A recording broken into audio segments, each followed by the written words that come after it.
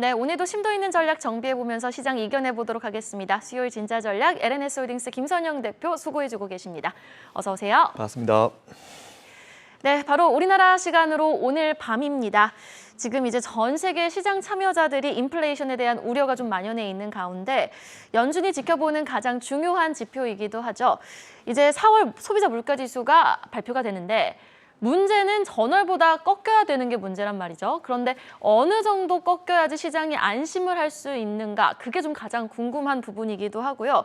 일단 우리가 어느 정도 내일 웃을 수 있을지 그 부분이 가장 궁금합니다. 어떻게 좀 진단을 내리고 계세요? 네, 사실 정말 중요한 날인 것 같습니다.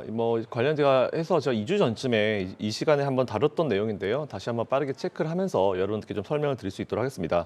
그때 당시에는 제가 준비를 5가지를 준비했는데 오늘은 핵심 3가지 정도만 먼저 설명을 드리겠습니다. 제가 준비한 첫 번째 자료 한번 보시죠. 본 자료 같은 경우는 작년 코로나19가 굉장히 심각했을 때 이제 미국에 물류 대란이 났었죠. 그래서 이거는 뉴욕과 필라델피아 등 주요 도시에서 제품을 구매했을 때 실제로 이제 구매자에게 제품이 배송되는 그 시간, 대기 시간을 나타낸 차트인데요. 일단 기준선 0을 중심으로 올라가게 되면은 재고가 쌓여서 오히려 배송이 굉장히 이제 지연되는 경우, 그리고 아래쪽에는 배송이 바로바로 이제 진행되는 그런 경우라고 좀 보시면 될 것 같습니다.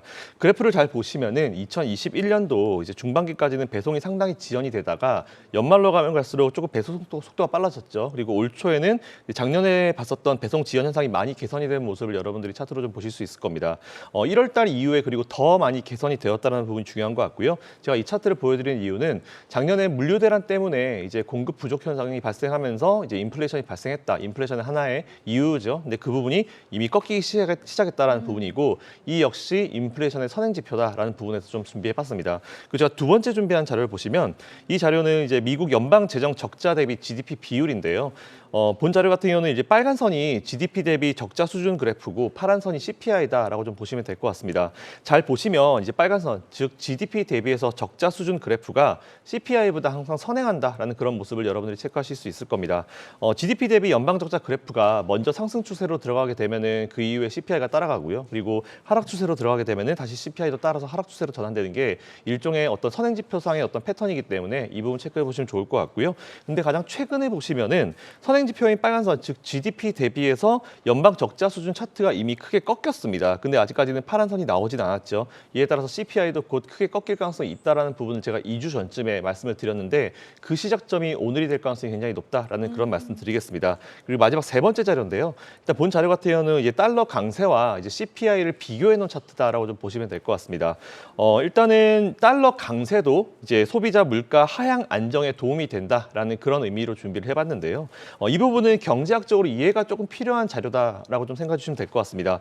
우리나라 케이스로 한번 생각해 볼게요. 원화가 만일 강세로 가게 되면은 환율이 떨어집니다. 이에 따라서 당연히 우리나라가 이제 외국에서 수입해오는 그 물가를 좀 더 싸게 사올 수 있겠죠. 그렇게 되면 당연히 싸게 수입을 해왔기 때문에 우리 소비자에게 들어오는 그 물건 가격 자체도 상대적으로 높지 않습니다. 낮은 수준을 유지할 수 있을 것 같고 이것조차 쌓이면서 이제 그 소비자에게 직접적으로 느끼는 그런 물가 수준을 상당히 떨어뜨릴 수 있다 이런 부분이고요. 이에 따라서 지금 미국을 한번 생각해 봤을 때 사실 미국이 강달러 들어갔고 미국에서 오히려 다른 나라로부터 수입해오는 물량을 굉장히 싸게 가져오기 때문에 오히려 미국 내 인플레이션, 물가를 잡을 수 있는 중요한 요인이 될 수 있을 것 같다라는 그런 말씀드리고요. 일단 빨간색 라인이 보시면은 이제 달러 그래프인데 빨간색이요? 네, 맞습니다. 네, 달러 지수를 역수로 만들었습니다. 빨간 지수를 아래로 내려갈수록 달러의 강세다라는 부분 좀 보시면 될 것 같고 CPI와 같이 비교하기 위해서 달러를 역수로 만들었기 때문에 그 부분 참고해 보시면 좋을 것 같습니다.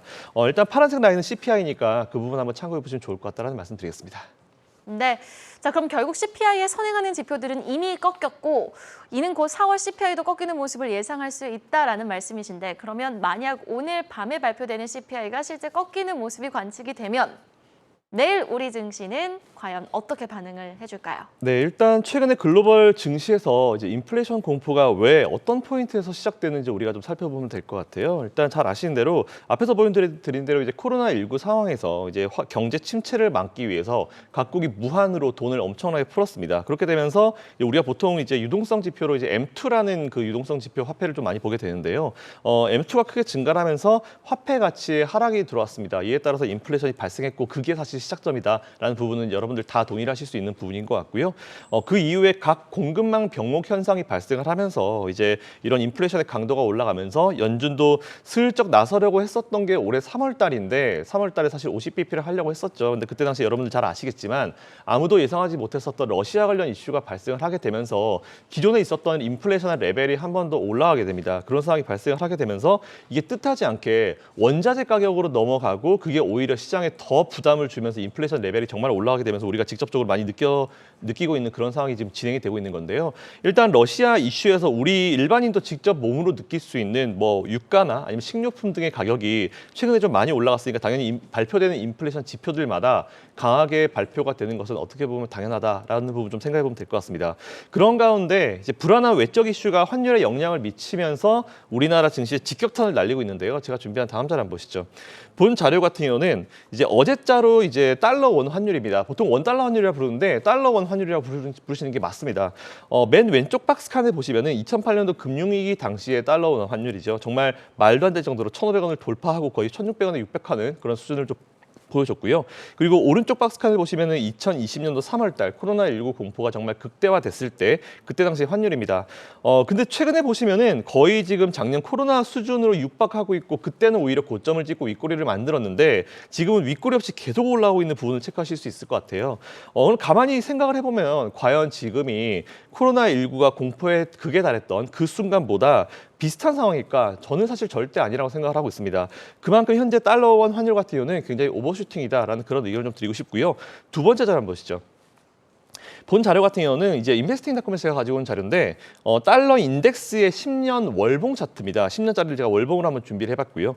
본 현재 달러 인덱스 상황을 보시게 되면은 거의 코로나19 수준에 올라왔고 그걸 거의 돌파했다라고 봐도 과언이 아닌 수준까지 올라왔습니다. 달러 원 환율과 마찬가지로 굉장히 오버슈팅됐다는 부분을 누가 보더라도 알 수 있는 그런 자료고 과연 그때랑 지금이랑 위기 상황이 같은가라는 부분에 대해서는 우리가 좀 심각하게 생각해 볼 필요가 있을 것 같습니다. 그러면 결국은 국내 시장을 이거를 연결을 그대로 해보게 되면은 우리나라의 외국인 투자자들 같은 경우는 잘 아시는 대로 이제 하루가 멀다 하고 계속 매도를 좀 이어가고 있습니다. 이에 따라서 대형주들이 정말 내려앉고 있는 그런 시장인데요.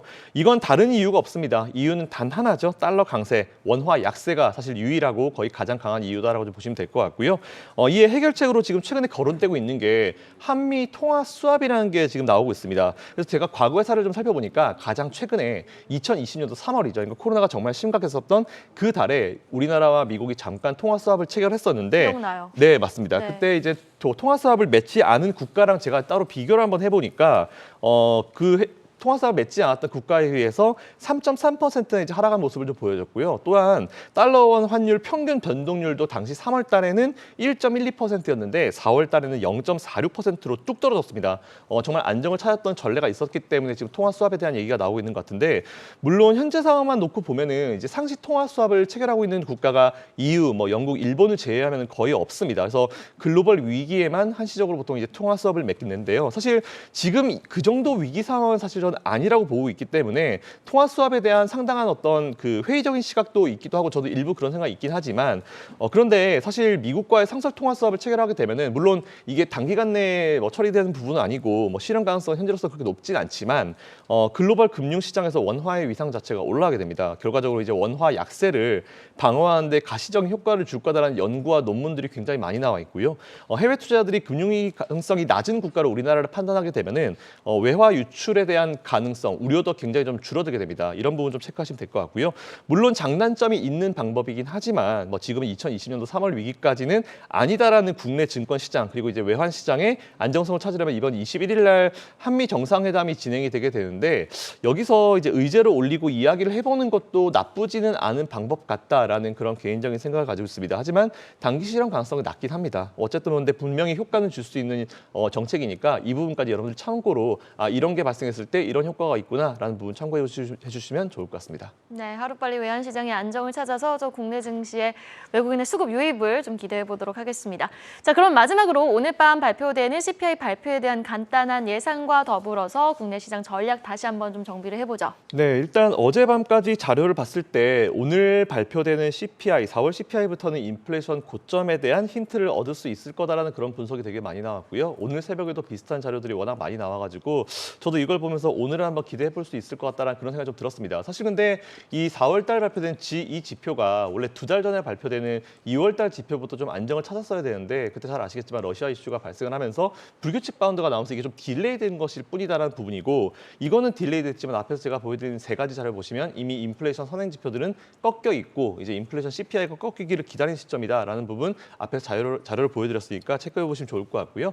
현재 월가가 예상하는 4월 달 CPI 컨센서스 같은 경우는 YOY 플러스 8.1%입니다. 그리고 코어 CPI는 6.0% 정도로 예상을 하고 있고요. 일단 요 수치를 맞춰주게 되더라도 시장은 반응을 할 것이고 만일 이거보다 좀 더 적게 나왔다. 저희 개인적인 바람이기도 하지만 이거보다 좀 낮게 나오면은 시장은 정말 강하게 반응을 할 겁니다. 이렇게 되면은 당연히 달러가 이제 약세로 들어가고 상대적으로 원화가 강세로 들어가게 되면서 잘 아시겠지만 이제 외국인들 자금이 우리나라로 들어오게 되죠. 환차익에 따라서 이제 우리나라로 들어올 수 있는 여건이 마련되기 때문에 분위기가 정말 한 방에 빨리 괜찮아질 수 있을 것 같습니다. 그리고 CPI 관련해서 고무적인 부분이 지난 3월 달 코어 CPI가 예상치보다 좀 낮게 나왔어요. 그래서 3월 인플레이션 고점 형성 기대론이 계속 나오고 있는 상황이고 오늘 발표되는 4월 CPI에 따라서 지난 3월 인플레이션 정점론이 좀 더 힘을 얻을 수 있을지 않을까라는 그런 생각을 하고 있습니다. 부디 이 기대에 부합하는 결과가 나오기를 개인적으로 좀 바라고 있고요. 앞에서 말씀드린 대로 코어 CPI 같은 경우에도 예상치보다 낮게 나왔고 최근에 보시면 미국에서 뭐 주택 가격이나 중고차 가격이 사실은 굉장히 물가 상승에 인플레이션에 영향을 많이 줬는데 중고차 가격도 꺾였고요. 그리고 운임비도 꺾였고 물류비도 꺾였고 다양한 지표들이 상승세가 둔화되고 있고 최근에 하락하는 모습을 많이 보여주고 있기 때문에 오늘 지표는 여러분들이 조금 기대를 가지셔도 좋을 것 같다라는 그런 의견입니다. 이에 그대로 제가 투자 전략을 좀 이어가서 말씀을 드리면 일단 지난주부터 양 레버리지 카드를 제가 꺼내고 있습니다. 근데 꺼내고 나서 미국이나 우리나라 잘 아시겠지만 미국의 장기채 금리가 올라가게 되면서 미국의 성장주가 영향을 받고 잘 아시겠지만 미국 굉장히 마진콜 많이 터졌습니다. 우리나라도 보면은 마진콜 장중에 뭐 스탁론 반대 매매 굉장히 많이 나는데 이것 때문에 지수가 밀렸긴 하지만 제가 항상 말씀드린 대로 이거는 명백하게 기업의 어떤 펀더멘탈이 훼손된 부분은 절대 아니다라는 부분 여러분들 동의하실 겁니다.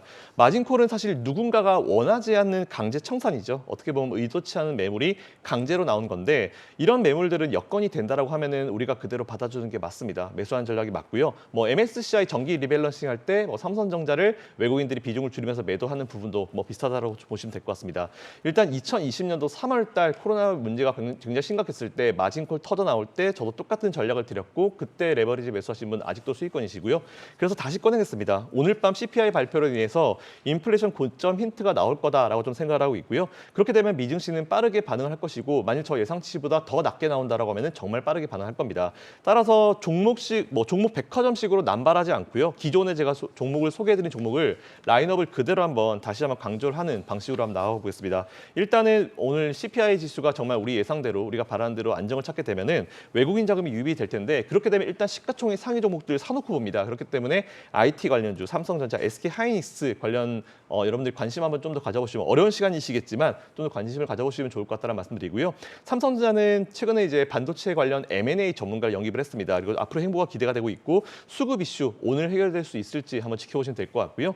SK하이닉스도 최근에 ARM 인수 등 사업 경쟁력을 강화하고 있는 부분이기 때문에 이 부분 체크해 보시면 좋을 것 같습니다. 그리고 지난번에 제가 5월 FOMC 빅스텝 이후에 관심 가지셔야 될 종목 금리 인상 수혜 종목으로 첫 번째 포스코홀딩스, 두 번째 한국카본 그리고 세 번째 황금 ST 소개해드렸는데 황금 ST 같은 경우는 지난주 수요일에 제가 소개해드리고 당일날 4.91%까지 올라갔었어요. 뭐 단기 투자 가능하다 그랬는데 지금 많이 눌렸고 지금부터는 스윙으로 좀 길게 투자를 해보셔도 좋은 자리까지 내려왔으니까 이 부분 체크해 보시면 좋을 것 같습니다. 그리고 세 번째 리오프닝 가야죠. 대한항공 그리고 참 좋은 여행 그리고 신세계 각각 보면 이제 대한항공 같은 경우는 최근에 여행 수요가 좀 많이 늘어나면서 공군으로부터 수십 명의 그 파일럿들을 고용했다는 그런 소식이 들렸기 때문에 이 부분 체크해 보시면 좋을 것 같고요. 두 번째 참 좋은 여행사 관련주죠.